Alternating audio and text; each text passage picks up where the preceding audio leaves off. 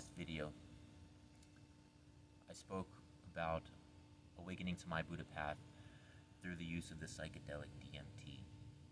Um, while this video series isn't specifically about that, it is a great starting off point because my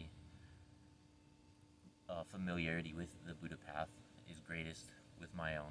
I've met others that are on their journeys, but obviously I can't tell you how they found their path. I can only tell you how I found mine and hope that you can find yours from whatever garbage comes out of my mouth. Um,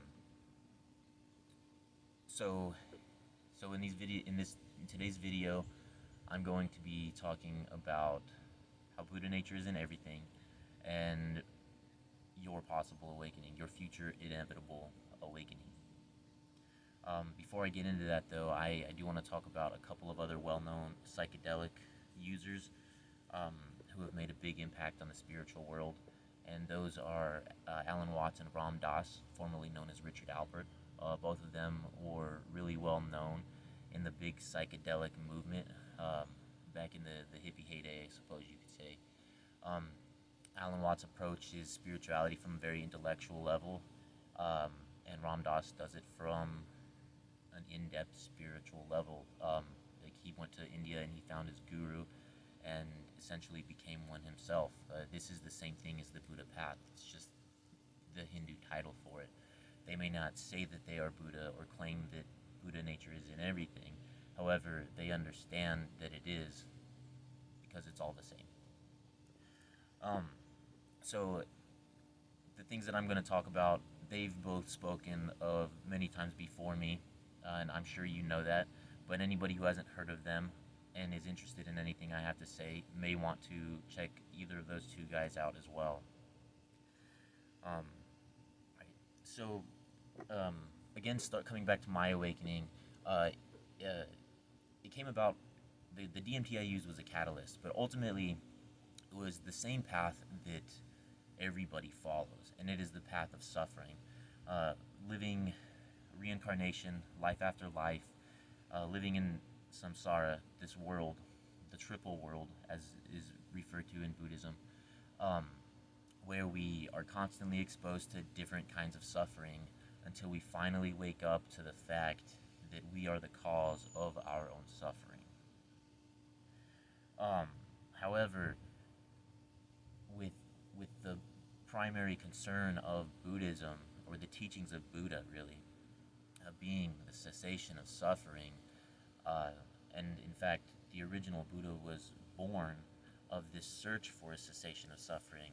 Growing up as a prince that was comforted, he was exposed to suffering, and upon doing so, he wanted to realize an end to it.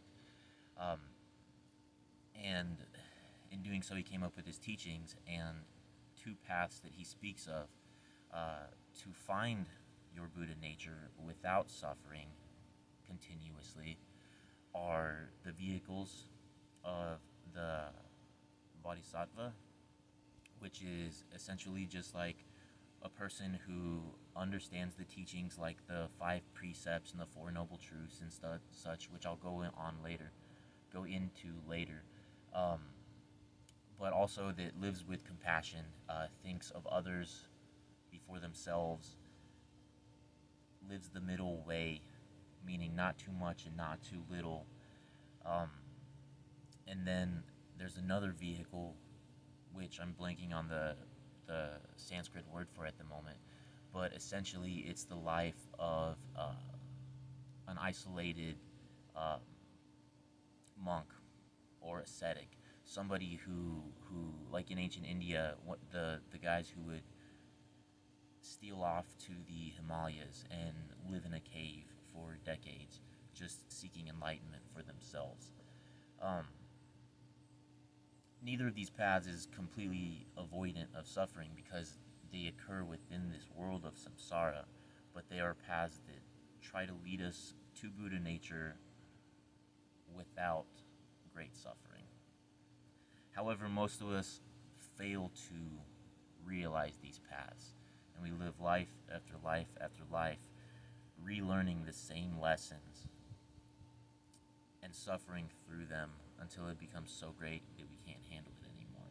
And even the original Buddha himself woke up in a very similar way. I can't say what his reincarnations were before that life. However, the time period he spent in between leaving his palace and when he had his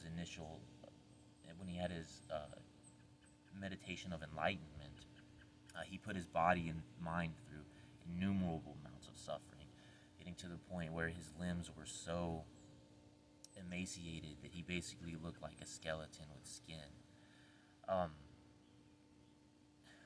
This is not something that needs to be done, and this is what Gautama Buddha learned.